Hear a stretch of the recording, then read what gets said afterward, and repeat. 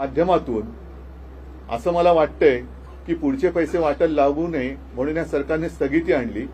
आता निवडणूक झालेली आहे, आचारसंहिता संपलेली आहे। जसं निवडणुकीच्या आधी महिलांची मतं मिळवण्यासाठी ही योजना आणली गेली आणि त्यांच्या खात्यामध्ये पैसे दिले गेले, ती योजना तात्काळ सुरू केली गेली पाहिजे।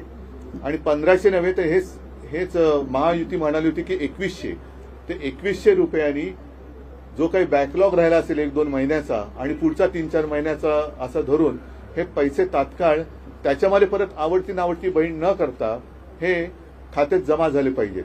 कारण मधल्या काळात मी बातम्या वाचल्या की आता निकष लावणार, म्हणजे एका घरात एकच महिलेला मिळणार, मग अमुकच बघणार तमुकच बघणार। हे सगळे मी म्हणेन जे काही डाव होते ते डाव आता उघडे झालेले आहेत। तुम्ही आता बहिणीमध्ये आवडती नावडती बहीण अशी करू शकत नाही, करता कामा नये।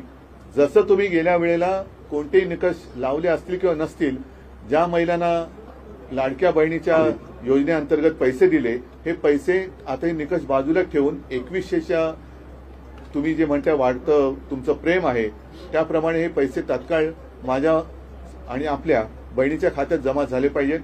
बाकी राज्यपालांचं अभिभाषण मी काय त्यावेळेला उपस्थित नव्हतो, पण त्याची प्रत आज मी वाचली।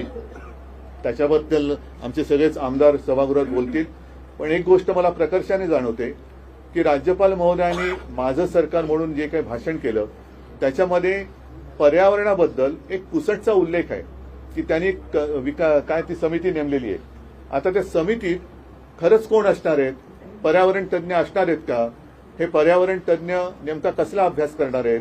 आणि या पर्यावरण तज्ज्ञांनी केलेल्या सूचना हे राज्यपालांचं सरकार ऐकणार आहे का?